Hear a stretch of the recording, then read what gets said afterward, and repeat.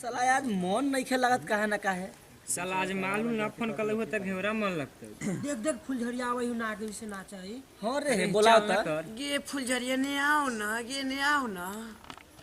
गे फुलझड़िया नंबर हो के दिया हो रे मुझे सामा कहाँ से नंबर वा देवे तब ना धरा लिख बोल 95 95 95 95 95 95 बीच में दूगो जीरो ढलाने। हाँ नंबर सही है धरा। ये नंबर है देख कोढ़िया ई कौन नंबर है रे ये नंबर है नंबर सही है धरा। हाँ सही है ना रह तो अपन के हवा दे दे धनु ने तो धरा रिंग लागई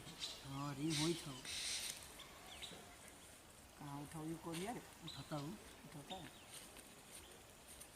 उठाओ हेलो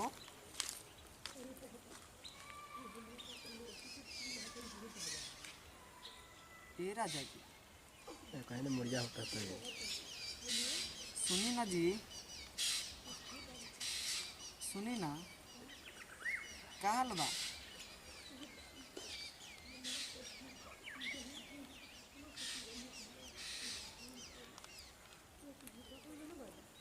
ए जी राउर बड़ा मीठ बोली बा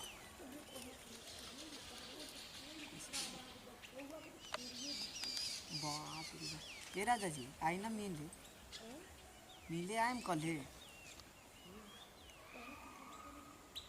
हाँ खोदीपुर से बोला तनी हाँ रउआ के जहिया देखली ना जहिया से फेसबुक पर देखले बानी ना रउआ पर दिल आ गेल बा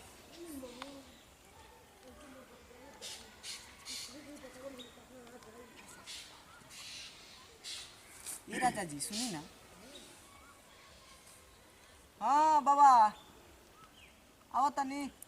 ये जी सुनी ना हम बाबा बोला होता ठीक बा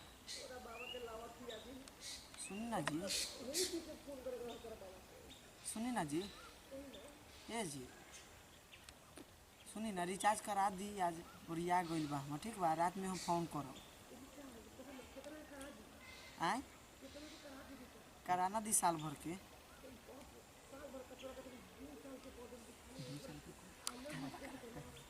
ए जी तो नंबर मैसेज कर देता नहीं ठीक बा आही पर करा दी रिचार्ज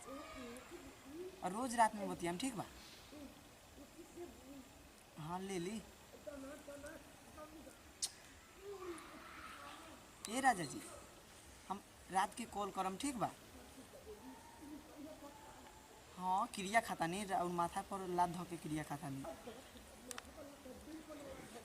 और दोनों किडनी के कसम खाता नहीं जरूर फोन करो ये राजा जी सुनी ना चल करो था बाबा बाय बाय ठीक बा राजा।